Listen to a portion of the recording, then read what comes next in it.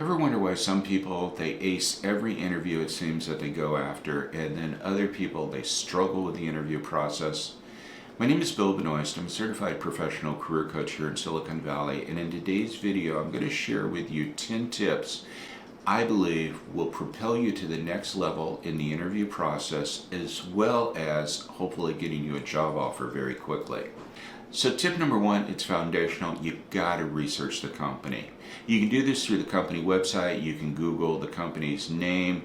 Look for anything that's written about the company, but just make sure that you're going over every page of that website, because this is not only going to show that hiring manager your interest when they ask you, so do you know anything about us? You can nail that question very easily, but it's also going to help you tailor some questions at the end when they ask you, so do you have any questions for me? You can sit there and say, yes, I was going over your website and I had a question about this topic here.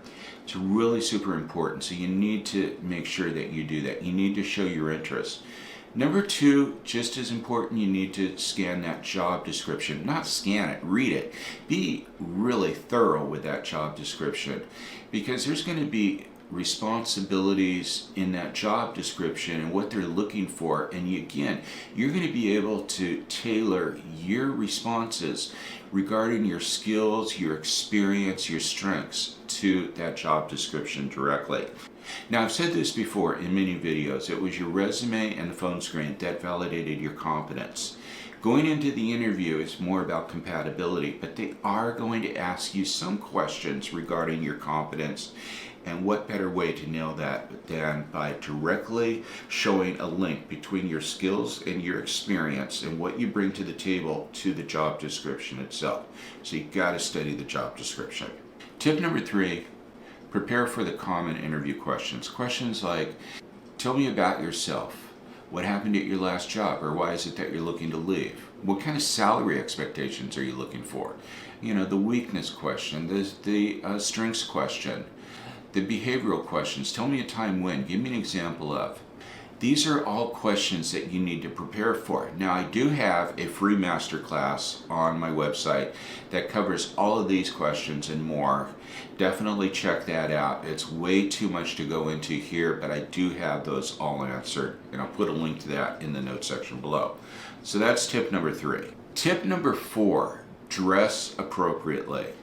Now, rule of thumb with this is dress one level up from what you believe the culture is. So if the culture is, blue jeans and a pullover shirt, and that's a lot of times what it is here in Silicon Valley, then put on some khakis and maybe a nice polo shirt.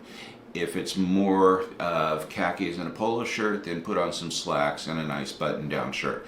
The key is to dress one level up. Now, here's a little bonus for you, and that is when you're called in for the second interview, and most of my clients, I'll get called in for second interviews, I want you to dress the way the hiring manager, the person that was interviewing you, dressed. So even if their team is dressed a little bit less casual, I want you to mirror that hiring manager. So that's tip number four, dress appropriately. Tip number five, arrive early. Now, there's a saying out there, arriving early is arriving on time. Arriving on time is arriving a little bit too late. So let's just make sure that you're there and ready to go 5 minutes early. Tip number six, bring the necessary documents. Now, what I mean by that is you want to bring several copies of your resume, hard copies of your resume on nice bonded paper, as well as a copy of your references, because you're not going to be putting your references on the resume itself. That was old school, where it had down at the bottom, references available on request, or you attached it to your resume. No. Tip number seven is body language. Could not be more important. First impressions matter, so make sure that you're aware that first impressions are being made within the first 6 or 7 seconds of meeting an individual. So you want to be relaxed, your shoulders back, smile, firm handshake. When you sit down and you're answering questions, use your hands. Hand gestures alone really will help you out. Palm of your hands, it shows trust out there. So try to do this. Just be a little bit more open. There's, a neat little trick that I've talked with candidates about and given them some, suggestions on, and that is when you do arrive a little bit early to that interview, go into the restroom and just stretch a little bit, stretch out with this, because then when you do walk in, you're going to be a little bit more open, a little bit more comfortable going in there. So remember, body language. Tip number 8, ask thoughtful questions.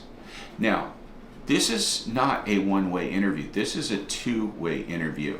This company might not be the right fit for you, but if it is the right fit for you and you're asking thoughtful questions based upon the research that you've done with the company, then this is going to, this is going to be a lot more impactful for that person that's interviewing you than somebody sitting there, asking simply, so, what can I do to get the job, or what are the next steps or something. No, you could sit there and be asking very thoughtful questions. And I have a video on this, and I'll link it in the upper right hand corner for that. So make sure that, you go back to step number 1, research the company, because that's going to help you with this tip right here, asking thoughtful questions. Tip number 9 is follow up. And that's your thank you email. Now, one of the things that I want you to keep in mind when you're doing a thank you email is you want to address something that was brought up during the interview process, but it wasn't part of your resume, or maybe it wasn't really discussed in your resume. So you sit there and say, you start out with thanking the individual for their time and for the interview, then zero in on one specific thing about what they were talking about and how your skills and experience can relate to that, and then the call to action, looking forward to the next steps. The important part about this is when you're going to send this. So the key is, and they've done research on this, 24 hours, but I take it one step a little bit more. 24 hours. So let's say you did the interview at 7 o'clock in the morning, or you did the interview at 3 p.m. in the afternoon. Wait until the evening hours and then email your thank you, because that way the thank you email is going to be in their inbox the next morning, because you know how inboxes fill up very quickly during the day. I want them to see your thank you in the very first emails that arrive when they sign in the morning, fresh in their mind, right? So follow up.